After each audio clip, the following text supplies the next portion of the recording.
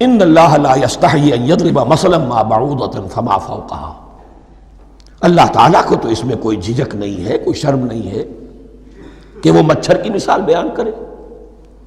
تو اس سے اوپر، اب یا فوقہا میں دونوں معنی ہو جائیں گے، یعنی کمتر اور حقیر ہونے میں اس سے بھی بڑھ کر، یا یہ کہ اس سے اوپر کی کوئی شے اس کی مثال دینے میں اللہ کو کوئی جھجک نہیں، اس لیے کہ مکھی بھی بہرحال مچھر سے تو ذرا بڑی شے ہے،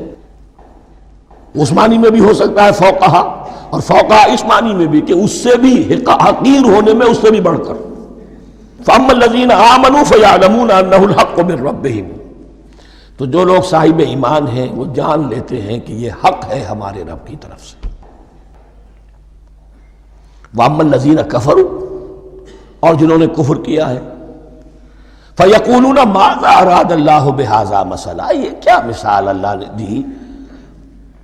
کیا ارادہ ہوا اللہ کا اس مثال کے ذریعے سے، ناک بھوں چڑھا رہے ہیں، اعتراض کر رہے ہیں۔ اب جو آ رہا ہے اگلا جملہ وہ ہے بہت اہم، یضل بہ کثیرا ویہدی بہ کثیرا، اسی کے ذریعے سے اللہ بہتوں کو ہدایت دیتا ہے اور اسی کے ذریعے سے بہتوں کو گمراہ کرتا۔ معلوم ہوا کہ ہدایت اور گمراہی اور ہدایت اور ضلالت انسان کی سبجیکٹو کنڈیشن کے اوپر دار و مدار ہے اس کا۔ آپ کے دل میں خیر ہے، بھلائی ہے، نیت صحیح ہے، طلب ہدایت، طلب علم، اس میں آپ سچے ہیں، آپ کو ہدایت مل جائے گی۔ دل میں زیغ ہے، کجی ہے، نیت میں ٹیڑھ ہے، فساد ہے، تو اسی کے ذریعے سے اللہ آپ کی گمراہی میں اضافہ کر دے گا۔